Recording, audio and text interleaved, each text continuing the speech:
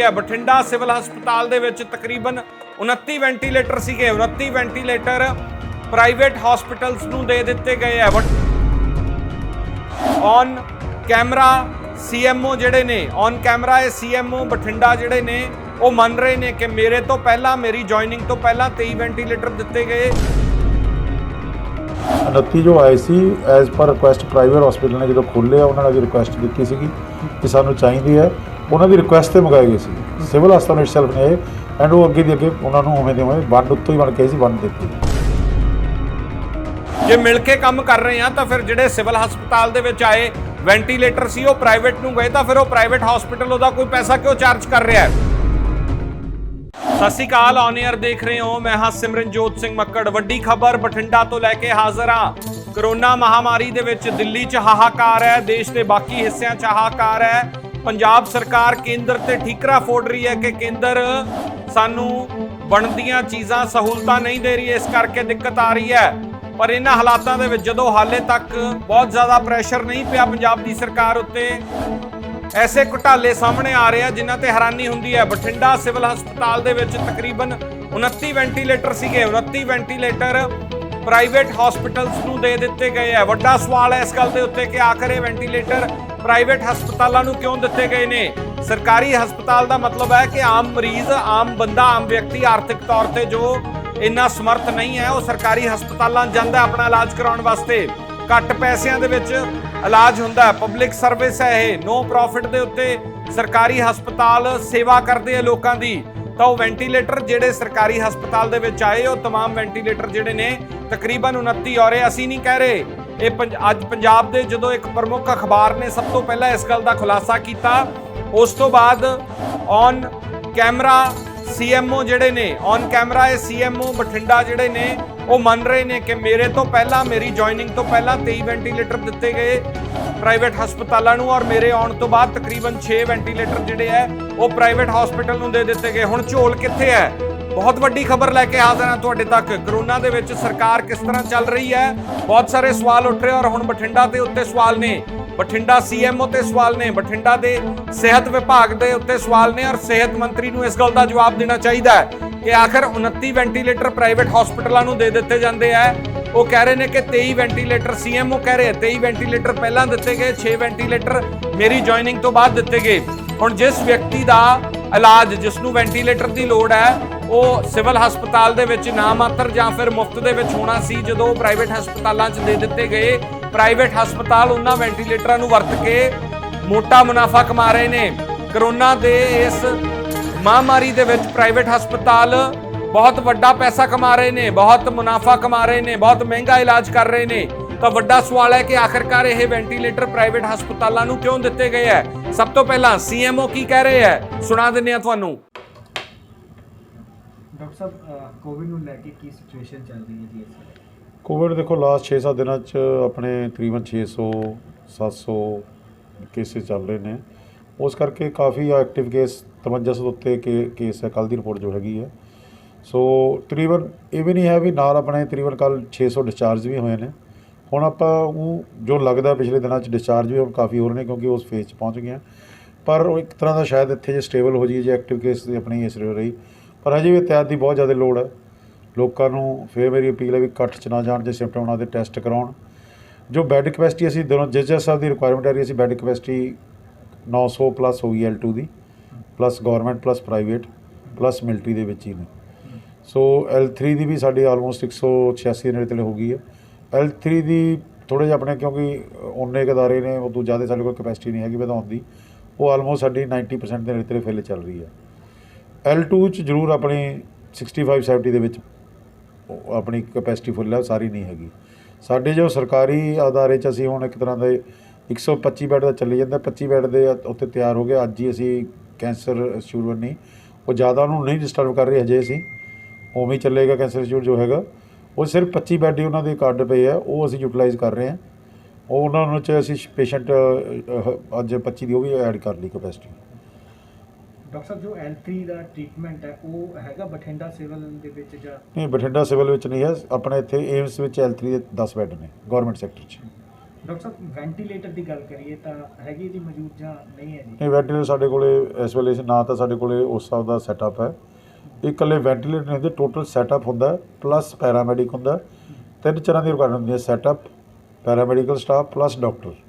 ਸੋ ਸਰਕਾਰ ਨੇ ਸੋਚ ਕੇ ਇੱਕ ਜ਼ੋਨਸ ਬਣਾਏ ਹੈ, ਉਹਨੂੰ ਕੇਟਰਿੰਗ ਕਰ ਰਹੇ ਨੇ। ਜਿਵੇਂ L2 ਕਰਤੇ, ਉਹਨੇ L3 ਦਾ L3 ਦਾ ਬਣਾਇਆ। ਜਿਵੇਂ ਇੱਧਰ ਫਰੀਦਕੋਟ 3 ਜ਼ੋਨਸ ਬਣਾਤੇ ਸਰਕਾਰ ਦੇ, ਇੱਕ ਆਪਣਾ ਅੰਮ੍ਰਿਤਸਰ, ਇੱਕ ਆਪਣਾ ਪਟਿਆਲਾ, ਆਪਣੇ 22 ਜ਼ਿਲ੍ਹਿਆਂ ਨੂੰ ਉਸ ਤਰ੍ਹਾਂ ਵੰਡਤਾ ਵੀ ਉਹਦੇ ਪੇਸ਼ੈਂਟਸ ਉੱਥੇ ਜਾਣਗੇ। ਬੜਾ ਪ੍ਰੋਟੋਕਾਲ ਬਣਾਇਆ ਹੈ ਉਸ ਚੰਗੀ ਤਰ੍ਹਾਂ। ਇੱਥੋਂ ਜਦੋਂ ਪੇਸ਼ੈਂਟ ਸ਼ਿਫਟ ਕਰਨਾ, ਅਸੀਂ ਉਧਰ ਨੋਡਲ ਅਫਸਰ ਨਾਲ ਗੱਲ ਕਰਨੀ ਹੈ, ਪੇਸ਼ੈਂਟ ਨੂੰ ਸਟੇਬਲ ਉਹਦੀ ਹਾਲਤ ਦੱਸਣੀ ਹੈ, ਉਹ ਸਾਰਾ ਫਾਰਮ ਲਿਖ ਕੇ ਅਸੀਂ ਫਿਰ ਸ਼ਿਫਟ ਕਰਾਂਗੇ। ਡਾਕਟਰ ਸਾਹਿਬ ਵੈਂਟੀਲੇਟਰ ਸਰਕਾਰ ਕੰਨਿਓ ਆਏ ਸੀ ਸਿਵਲ ਹਸਪਤਾਲ 'ਚ, ਜਿਵੇਂ ਤੁਸੀਂ ਦੱਸਿਆ ਸੀ ਕਿ ਨਹੀਂ, ਪੈਸੇ 29 ਜੋ ਆਏ ਸੀ as per request private hospital ਨੇ ਜਦੋਂ ਖੋਲ੍ਹਿਆ, ਉਹਨਾਂ ਨੇ ਵੀ ਰਿਕੁਐਸਟ ਦਿੱਤੀ ਸੀਗੀ ਕਿ ਸਾਨੂੰ ਚਾਹੀਦੀ ਹੈ। ਉਹਨਾਂ ਦੀ ਰਿਕੁਐਸਟ 'ਤੇ ਮੰਗਾਏ ਗਏ ਸੀ, ਸਿਵਲ ਹਸਪਤਾਲ ਇਟਸੈਲਫ ਨੇ ਇਹ, ਐਂਡ ਉਹ ਅੱਗੇ ਦੀ ਅੱਗੇ ਉਹਨਾਂ ਨੂੰ ਉਵੇਂ ਦੇ ਉਵੇਂ ਵੰਡ ਉੱਤੋਂ ਹੀ ਬਣ ਕੇ ਸੀ, ਵੰਡ ਦਿੱਤੀ ਗਈ। ਇਹ ਸਰ ਕਿੰਨੇ ਸੀਗੇ ਟੋਟਲ ਤੇ ਕਿੰਨੇ ਮਤਲਬ ਜੋ ਦਸੰਬਰ ਤੋਂ ਪਹਿਲਾਂ ਆਏ ਸੀਗੇ, ਦਸੰਬਰ ਤੱਕ ਉਹ 23 ਵੈਂਟੀਲੇਟਰ ਆਏ ਸੀਗੇ। ਜਿਸ ਹਿਸਾਬ ਦਾ ਰਿਕੁਐਸਟ ਡੀ ਸਾਹਿਬ ਕੋਲੇ ਪਹੁੰਚੀ, ਉਹਨਾਂ ਨੇ ਉੱਤੇ ਪਾਈ, ਉਸੇ ਹਿਸਾਬ ਉਹਨਾਂ ਨੂੰ ਵੰਡ ਵੱਖਰੇ ਹਸਪਤਾਲਾਂ ਨੂੰ ਕਰਤੀ। ਹੁਣ 6 ਦੀ ਵੰਡ ਜੋ ਮੇਰੇ ਮੌਜੂਦਾ ਸਥਿਤੀ 'ਚ 6 ਆਏ ਨੇ, ਜਿਨ੍ਹਾਂ 'ਚ 2 ਏਮਸ ਆਪਣੇ ਸਰਕਾਰੀ ਇੰਸਟੀਚਿਊਟ ਨੂੰ ਗਏ ਨੇ, 2 ਦੇਸ਼ 'ਚ ਗਏ ਆ ਮੈਡੀਕਲ ਕਾਲਜ, 2 ਦਿੱਲੀ ਹਾਰਟ ਨੂੰ ਗਏ। ਇਹ ਸਰ ਫਿਰ ਕਿਸ ਤਰ੍ਹਾਂ ਦੇ ਨਾਮ ਦਿੱਤੇ ਗਏ ਆ, ਮਤਲਬ ਲੀਜ਼ ਤੇ ਜਾਂ ਲੋਨ? ਇਹ ਬੇਸਿਕਲੀ ਲੋਨ ਬੇਸਿਸ ਤੇ ਹੈ, ਜੋ ਵੀ ਸਰਕਾਰ ਦੀ ਪ੍ਰਾਪਰਟੀ ਹੈ। ਉਦੋਂ ਬਾਅਦ ਸਰਕਾਰ ਨੂੰ ਵਾਪਸ ਹੋ ਜਾਣਗੇ, ਉਹਨਾਂ ਨੂੰ ਬਾਕੀ ਸਰਕਾਰ ਨੇ ਉਦੋਂ ਬਾਅਦ ਕਿੱਥੇ ਕਿੱਥੇ ਸੈਟਅਪ ਕਰਨੇ ਬਾਅਦ 'ਚ ਦੱਸਣਗੇ। ਸਰ ਜੇ ਗੱਲ ਕਰੀਏ ਵੈਂਟੀਲੇਟਰ ਦੇ ਸਟਾਫ ਦੀ, ਤਾਂ ਕਿੰਨਾ ਕੁ ਚਾਹੀਦਾ ਹੁੰਦਾ ਸਰ? ਇੱਕ this is a very long topic. I cannot discuss like this. So it's not it's a ਜਿਹੜਾ ਨਾ ਉਹ setup staff, it's not only staff, it's ਜੋ ਸਾਰੇ ਤਿੰਨੇ ਚੀਜ਼ਾਂ ਮਿਲ ਕੇ ਇੱਕ ਬਣਦਾ। ਸੋ ਅਸੀਂ ਆਪਟੀਮਮ ਯੂਟਿਲਾਈਜ਼ ਕਰਦੇ ਹੋਏ ਵੀ ਕੱਲ੍ਹ ਨੂੰ ਇਕੱਲੇ L3 ਮਗਰ ਚਲੇ ਜਾਈਏ, L2 ਆਪਣੇ ਕੋਲ ਹੋਵੇ ਹੀ ਨਾ। ਅਸੀਂ ਚਾਹੁੰਦੇ ਹਾਂ L3 'ਚ ਪੇਸ਼ੈਂਟ ਜਾਵੇ ਹੀ ਨਾ। ਸਾਡੀ ਪਹਿਲਾਂ ਕੋਸ਼ਿਸ਼ ਇਹ ਹੈ ਵੀ ਸਾਨੂੰ ਨਾਲ ਦੀ ਨਾਲ ਰਿਪੋਰਟ ਕਰੇ, L2 'ਚ ਜਦੋਂ ਰਿਪੋਰਟ ਕਰੂਗਾ ਉਹਨੂੰ ਨਾਲ ਦੀ ਨਾਲ ਟਰੀਟ ਕਰੀਏ, ਉਹ L3 'ਚ ਜਾਵੇ ਹੀ ਨਾ। ਸੋ ਸਰਕਾਰ ਦਾ ਜ਼ੋਰ ਮੇਨ L2 'ਤੇ ਹੈ। ਇਹ L3 'ਚ ਪੇਸ਼ੈਂਟ ਜਾਂਦਾ, ਉਹ 'ਚ ਮੋਰਟੈਲਿਟੀ ਰੇਟ ਬਹੁਤ ਜ਼ਿਆਦਾ ਹੈ। ਸੋ ਸਾਡੀ ਮੇਨ ਥਰਸਟ ਹੈ ਵੀ L2 ਨੂੰ ਸਟਰੈਂਥਨ ਕਰਕੇ ਪੇਸ਼ੈਂਟ ਨੂੰ L2 'ਚ ਹੀ ਘਰੇ ਡਿਸਚਾਰਜ ਕਰਕੇ ਭੇਜੀ। ਸਰ ਆਕਸੀਜਨ ਦੀ ਕਿਸ ਤਰ੍ਹਾਂ ਦੀ ਹਾਲਾਤ ਹੈ? ਆਕਸੀਜਨ ਸਾਡੀ ਆਲਮੋਸਟ 24 ਘੰਟੇ 12 ਤੋਂ 24 ਘੰਟੇ ਇਸ ਵੇਲੇ 24 ਘੰਟੇ ਵਾਂਗੂ ਹੀ ਚੱਲ ਰਹੀ ਹੈ। 12 ਘੰਟੇ ਸਪਲਾਈ ਹਸਪੀਟਲ ਮਿਲ ਰਹੀ ਹੈ, 12 ਘੰਟੇ ਰਿਕੁਐਸਟ 'ਤੇ ਫਿਰ ਨਵੀਂ ਫਿਰ ਸ਼ਾਮ ਨੂੰ ਰਿਕੁਐਸਟ ਪਾ ਦਿੰਦੇ ਹਾਂ। ਉਹ ਸਾਰੀ ਉਸ ਤਰ੍ਹਾਂ ਬਲਕਿ ਆਪਾਂ ਕਹੀਏ ਪੂਰੇ ਰਿਲੈਕਸ ਸਿਸਟਮ ਨਹੀਂ ਹੈ, ਪਰ ਵੀ ਆਰ ਮੇਕਿੰਗ ਬਲਕਿ ਆਕਸੀਜਨ ਅਵੇਲੇਬਲ ਕਰਾ ਰਹੇ ਸਾਰੇ ਹਸਪੀਟਲ। ਸਰ ਕੇਂਦਰ ਸਰਕਾਰ ਵਾਲਾ ਜੋ ਕੋਟਾ ਕਹਿ ਰਹੇ ਸੀ ਤੁਸੀਂ, ਉਹ ਆਇਆ ਪਹੁੰਚਿਆ? ਨਹੀਂ, ਦੇਖੋ ਸਟੇਟ ਲੈਵਲ ਦੀਆਂ ਗੱਲਾਂ, it's out of my ਪਰਵਿਊ, I can't comment. ਅਸੀਂ ਆਪਦੇ ਡਿਸਟ੍ਰਿਕਟ 'ਤੇ ਕਮੈਂਟ ਕਰ ਸਕਦੇ ਹਾਂ, ਉਹ 'ਚ ਵੀ ਬੇਸਿਕਲੀ ਤਾਂ DC ਸਾਹਿਬ ਇੰਚਾਰਜ ਨੇ। ਸੋ ਅਸੀਂ ਆਪਦਾ ਇਹ ਕੋਸ਼ਿਸ਼ ਕਰਦੇ ਹਾਂ ਵੀ ਜੋ ਅਸੀਂ ਆਪਦੀ ਡਿਮਾਂਡ ਸ਼ਾਮ ਨੂੰ ਜਨਰੇਟ ਹੋ ਜਾਂਦੀ ਹੈ, ਜੋ ਅਗਲੇ ਦਿਨ ਚਾਹੀਦੀ ਹੈ, ਉਸ ਹਿਸਾਬ ਨਾਲ DC ਸਾਹਿਬ ਸਟੇਟ ਦੇ ਪਾਉਂਦੇ। ਕੁਝ ਸਾਡੇ ਕੋਲੇ ਲੋਕਲ ਇੱਥੇ ਪ੍ਰੋਡਕਸ਼ਨ ਚੱਲ ਰਹੀ ਹੈ 4 ਤੋਂ 5 MT ਦੀ, ਉਹਦਾ ਕੱਢ ਕੇ ਕੁਝ 2 ਹਸਪੀਟਲ ਨੂੰ ਡਾਇਰੈਕਟ ਆ ਰਹੀ ਹੈ, ਨੌਕਸ ਤੋਂ, ਦਿੱਲੀ ਹਾਰਟ ਤੇ ਮੈਕਸ ਨੂੰ, ਉਹਦਾ ਕੋਟਾ ਮੈਨੇਜ ਕਰਕੇ ਜੋ ਬਣਦਾ ਉਹ ਸਟੇਟ ਦੇ ਰਿਕੁਆਇਰਮੈਂਟ ਭੇਜੀ ਜਾਂਦੀ। ਤਮਾਮ ਇਹਨਾਂ ਵੱਡੇ ਸਵਾਲਾਂ ਦੇ ਵਿੱਚ ਹੁਣ ਸਿਆਸਤ ਵੀ ਹੋਣ ਲੱਗ ਗਈ ਹੈ। ਅਕਾਲੀ ਦਲ, ਆਮ ਆਦਮੀ ਪਾਰਟੀ ਦੇ ਵੱਲੋਂ ਵੀ ਵੱਡੇ ਸਵਾਲ ਕੀਤੇ ਗਏ ਨੇ। ਸਾਬਕਾ ਵਿਧਾਇਕ ਬਠਿੰਡਾ ਦੇ ਸਰੂਪਚੰਦ ਸਿੰਗਲਾ ਦੇ ਵੱਲੋਂ ਸਵਾਲ ਕੀਤੇ ਗਏ ਨੇ। ਆਮ ਆਦਮੀ ਪਾਰਟੀ ਦੇ ਵੱਲੋਂ ਵੱਡੇ ਸਵਾਲ ਖੜੇ ਕੀਤੇ ਜਾ ਰਹੇ ਆ। ਘੁਟਾਲਾ ਦੱਸਿਆ ਜਾ ਰਿਹਾ ਕਿ ਇਹ ਘੁਟਾਲਾ ਹੈ। ਆਖਰ ਉਹ ਵੈਂਟੀਲੇਟਰ ਪ੍ਰਾਈਵੇਟ ਹਸਪਤਾਲਾਂ ਨੂੰ ਕਿਉਂ ਦਿੱਤੇ ਜਾ ਰਹੇ ਹੈ? ਬਠਿੰਡਾ ਦੇ ਵਿੱਚ ਇਹ ਹਨੇਰ ਕਰਦੀ ਹੈ ਕਿ ਸਰਕਾਰੀ ਹਸਪਤਾਲ 'ਚ ਆਏ ਹੋਏ ਵੈਂਟੀਲੇਟਰ ਪ੍ਰਾਈਵੇਟ ਹਸਪਤਾਲ ਦਿੱਤੇ ਜਾਂਦੇ ਆ। ਕਿ ਸਰੂਪਚੰਦ ਸਿੰਗਲਾ ਅਕਾਲੀ ਦਲ ਦੇ ਨੇ ਔਰ ਆਮ ਆਦਮੀ ਪਾਰਟੀ ਦੇ ਕੀ ਕਹਿ ਰਹੇ ਨੇ ਆਗੂ, ਉਹ ਤੁਹਾਨੂੰ ਸੁਣਾ ਦਿੰਨੇ ਆ। ਬਹੁਤ ਹੀ ਸਤਿਕਾਰਯੋਗ ਪੰਜਾਬ ਵਾਸੀਓ, ਜਿਹੜੇ ਹਾਲਾਤਾਂ ਦੇ ਵਿੱਚ ਪੰਜਾਬ ਵਾਸੀ, ਬਠਿੰਡਾ ਵਾਸੀ ਨਿਕਲ ਰਹੇ ਆ, ਤੁਹਾਨੂੰ ਸਾਰਿਆਂ ਨੂੰ ਸਾਹਮਣੇ ਪਤਾ ਹੈ ਕਿ ਕਿਸ ਤਰ੍ਹਾਂ ਦੇ ਹਾਲਾਤ ਨੇ। ਮੈਂ ਬਠਿੰਡਾ ਸ਼ਹਿਰ ਦਾ ਵਾਸੀ ਹੋਣ ਦੇ ਨਾਤੇ ਗੱਲ ਕਰਾਂ ਤੇ ਬਠਿੰਡਾ ਸ਼ਹਿਰ ਦੇ ਵਿੱਚ ਅੱਜ ਲੈਵਲ 3 ਦਾ ਕੋਈ ਇੰਤਜ਼ਾਮ ਸਰਕਾਰੀ ਹਸਪਤਾਲ ਦੇ ਵਿੱਚ ਨਹੀਂ ਹੈ ਤੇ ਲੋਕਾਂ ਨੂੰ ਪ੍ਰਾਈਵੇਟ ਹਸਪਤਾਲਾਂ ਜਾ ਕੇ ਇਲਾਜ ਕਰਵਾਉਣਾ ਪੈ ਰਿਹਾ, ਜਿਹੜਾ ਬਹੁਤ ਮਹਿੰਗਾ ਹੈ। 25 ਤੋਂ ਲੈ ਕੇ 35,000 ਰੁਪਏ ਪਰ ਰੋਜ਼ ਦਾ ਦੇ ਕੇ ਇਲਾਜ ਕਰਵਾਉਣਾ ਪੈਂਦਾ ਹੈ। ਸਾਨੂੰ ਬੜੇ ਦੁੱਖ ਨਾਲ ਕਹਿਣਾ ਪੈ ਰਿਹਾ ਹੈ ਕਿ PM ਕੇਅਰ ਫੰਡ ਦੇ ਵਿੱਚੋਂ 23 ਵੈਂਟੀਲੇਟਰ ਆਏ ਤੇ ਉਹ ਸਰਕਾਰੀ ਹਸਪਤਾਲਾਂ ਚਲੇ ਗਏ। ਚਾਹੀਦਾ ਸੀ ਇਹ ਕਿ ਬਠਿੰਡਾ ਸਰਕਾਰੀ ਹਸਪਤਾਲ 'ਚ ਲੱਗਦੇ ਤੇ ਉਹਨਾਂ ਦੀਆਂ ਸੇਵਾਵਾਂ ਲੋਕਾਂ ਨੂੰ ਮਿਲਦੀਆਂ ਤੇ ਅੱਜ ਬਹੁਤ ਲੋਕਾਂ ਦਾ ਜਿਹੜਾ ਹੈਗਾ ਫਾਇਦਾ ਹੋਣਾ ਸੀ। ਪਰ ਇੱਕ ਘੁਟਾਲਾ, ਇੱਕ ਵੱਡਾ ਘੁਟਾਲਾ ਕੀਤਾ ਗਿਆ ਹੈ ਇੱਕ ਵੱਡਾ ਘਟਾਲਾ ਕੀਤਾ ਗਿਆ। ਇਸ ਘਟਾਲੇ ਦੇ ਤਹਿਤ ਵੈਂਟੀਲੇਟਰ ਦੇਤੇ ਕੋਈ ਐਗਰੀਮੈਂਟ ਸਾਈਨ ਨਹੀਂ ਹੋਇਆ, ਕੋਈ ਕਿਸੇ ਨਾਲ ਇਲਾਜ ਕਰਾਉਣ ਵਾਸਤੇ ਇੱਕ ਸਰਕਾਰੀ ਹਸਪਤਾਲ 'ਚ ਆਏ, ਕਿਉਂਕਿ ਜੇ ਵੈਂਟੀਲੇਟਰ ਸਰਕਾਰੀ ਸੀ, PM ਕੇਅਰ ਫੰਡ ਦੇ ਵਿੱਚੋਂ ਆਏ ਸੀ, ਤੇ ਉਹਨਾਂ ਨੂੰ ਐਗਰੀਮੈਂਟ ਹੋਣਾ ਚਾਹੀਦਾ ਸੀ ਕਿ ਵੈਂਟੀਲੇਟਰ ਤੁਹਾਨੂੰ ਦੇ ਰਹੇ ਹਾਂ, ਸਰਕਾਰੀ ਹਸਪਤਾਲ ਦੇ ਵਿੱਚ ਜਿਹੜਾ ਹੈਗਾ ਉਹਨਾਂ ਸਰਕਾਰੀ ਹਸਪਤਾਲ ਜਿਹੜੇ ਮਰੀਜ਼ ਆਉਣਗੇ ਅਸੀਂ ਭੇਜਾਂਗੇ, ਤੁਹਾਨੂੰ ਇਲਾਜ ਫ੍ਰੀ ਕਰਨਾ ਪਏਗਾ। ਤਾਂ ਮੈਂ ਕਹਿੰਦਾ ਕਿੰਨਾ ਵੱਡਾ ਘੁਟਾਲਾ ਹੋਇਆ ਇਹ ਘੁਟਾਲਿਆਂ ਦੀ ਸਰਕਾਰ ਆ।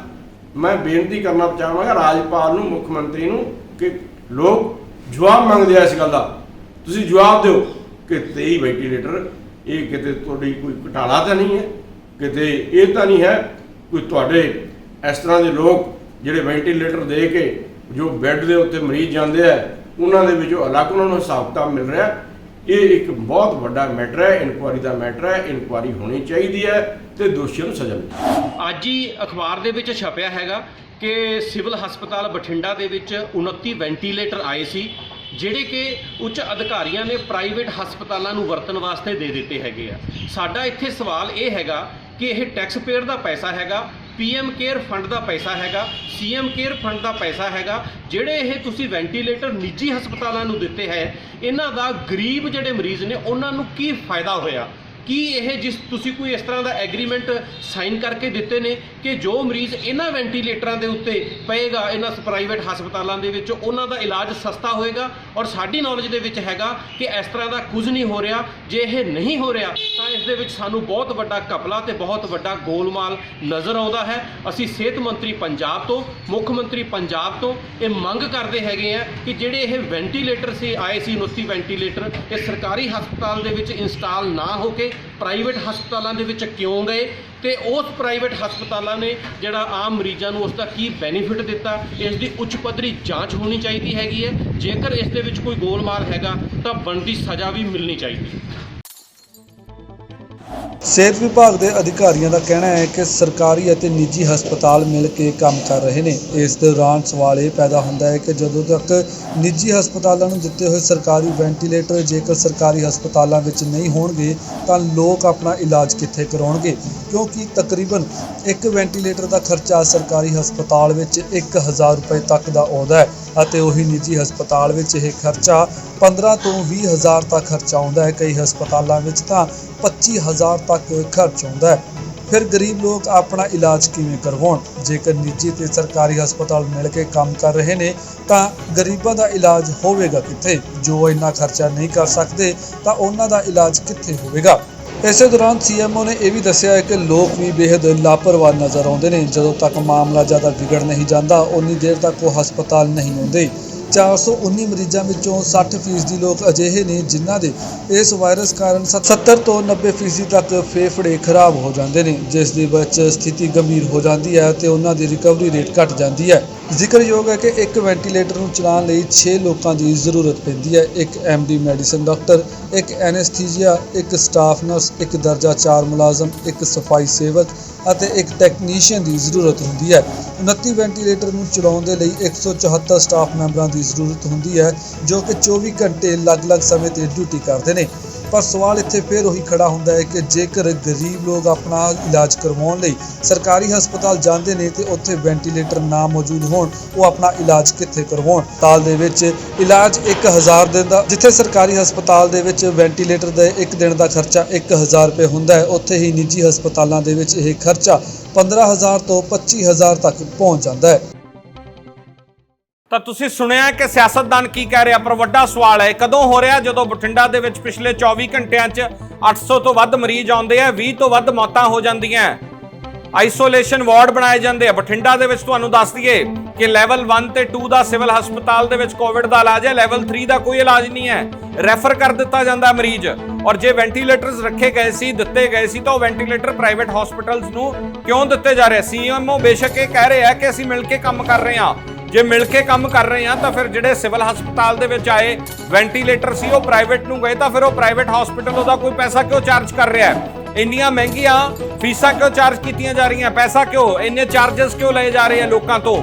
ਵੱਡਾ ਸਵਾਲ ਇੱਥੇ ਖੜਾ ਹੁੰਦਾ ਹੈ। ਤਾਂ ਵੱਡੀ ਖਬਰ ਤੁਹਾਡੇ ਤੱਕ ਲੈ ਕੇ ਹਾਜ਼ਰ ਹਾਂ ਕਿ ਬਠਿੰਡਾ ਦੇ ਸਿਵਲ ਹਸਪਤਾਲ 'ਚ ਵੈਂਟੀਲੇਟਰਸ ਆਉਂਦੇ ਆ, 29 ਵੈਂਟੀਲੇਟਰ ਸਰਕਾਰੀ ਜਿਹੜੇ ਉੱਥੇ ਹੁੰਦੇ ਆ ਉਹ ਪ੍ਰਾਈਵੇਟ ਹਸਪੀਟਲਸ ਨੂੰ ਦੇ ਦਿੱਤੇ ਜਾਂਦੇ ਆ। ਵੱਡਾ ਸਵਾਲ ਇਹ ਲੈ ਕੇ ਹਾਜ਼ਰ ਹਾਂ ਔਰ ਇਸ ਗੱਲ ਦਾ ਜਵਾਬ ਮੁੱਖ ਮੰਤਰੀ ਪੰਜਾਬ, ਸਿਹਤ ਮੰਤਰੀ ਪੰਜਾਬ ਨੂੰ ਦੇਣਾ ਪਊਗਾ।